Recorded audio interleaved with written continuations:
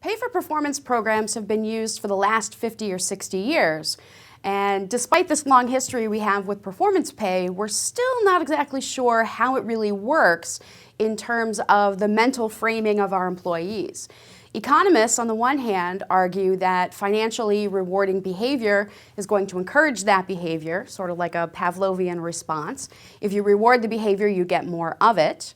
Psychologists, on the other hand, take sort of an opposite position and argue that if you provide financial incentives for tasks or things that people would do for free, or that they get some kind of intrinsic motivation out of performing, those financial rewards can actually crowd out that motivation and end up discouraging the behaviors that we're trying to incentivize. There's a new study by some researchers published in the Journal of Economic Psychology that looks at this question from a new perspective. They use functional MRI technology, where they actually put subjects into an fMRI scanner and they can see what's going on in their brains and proxy their thought processes while they run these experiments. And the experiment that they did focused on performance pay.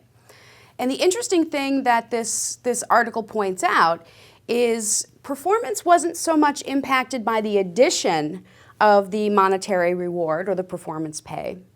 But when that monetary reward was removed, that's where we see a big difference in performance, not only in the ability to successfully complete the task, but also in the motivation and the responses were very different. So what they found is it's not the addition of these financial incentives that creates this, it's really the removal of those incentives where we see the strongest impact. The practical implication of this is when we design a performance pay program or we institute some kind of variable pay, we have to think very carefully about the long run.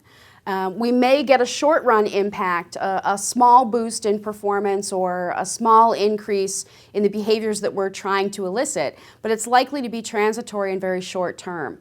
The danger is in the long run if we become financially unable or culturally unwilling to support those performance pay programs over the long run. The removal of those programs can actually cause a deterioration in performance, and we can end up with a situation that's even worse than if we hadn't done performance pay in the first place.